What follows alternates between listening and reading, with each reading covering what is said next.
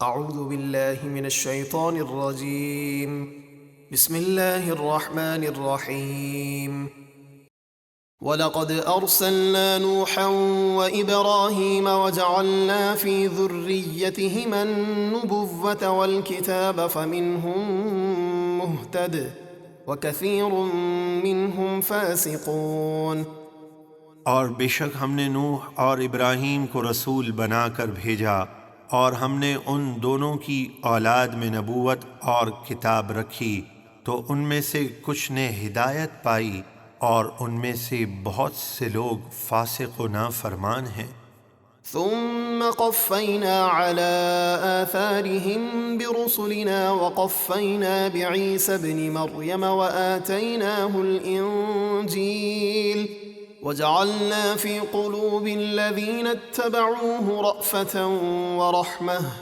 ورهبانية ابتدعوها ما كتبناها عليهم إلا ابتغاء رضوان الله فما رعوها حق رعايتها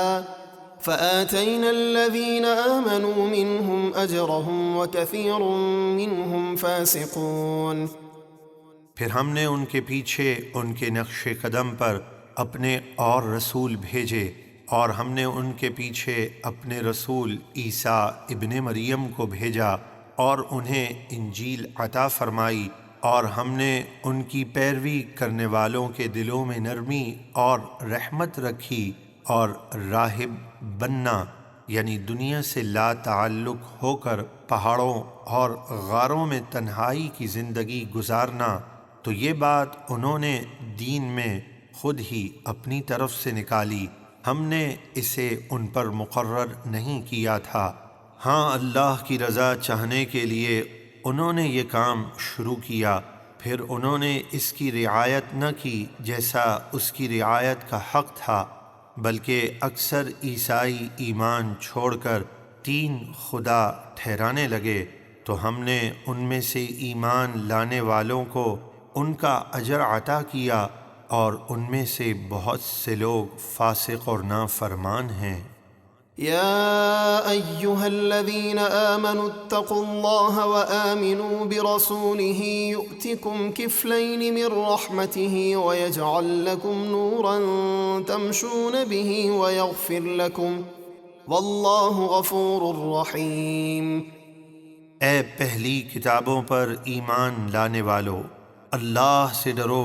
اور اس کے رسول یعنی خاتم النبیین رحمت للعالمین صلی اللہ علیہ وسلم پر ایمان لاؤ، اللہ تمہیں اپنی رحمت کے 2 حصے یعنی دگنا اجر عطا فرمائے گا،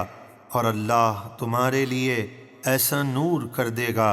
جس کی روشنی میں تم چلو گے، اور تمہیں بخش دے گا،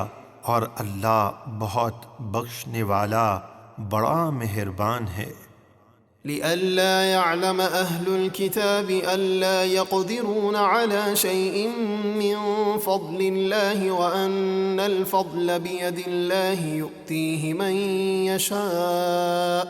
والله ذو الفضل العظيم. یہ اس لیے بتایا گیا تاکہ کافر اہل کتاب جان لیں کہ ہمارے حبیب پر ایمان لائے بغیر وہ اللہ کے فضل میں سے کسی چیز کو حاصل کرنے پر قدرت نہیں رکھتے،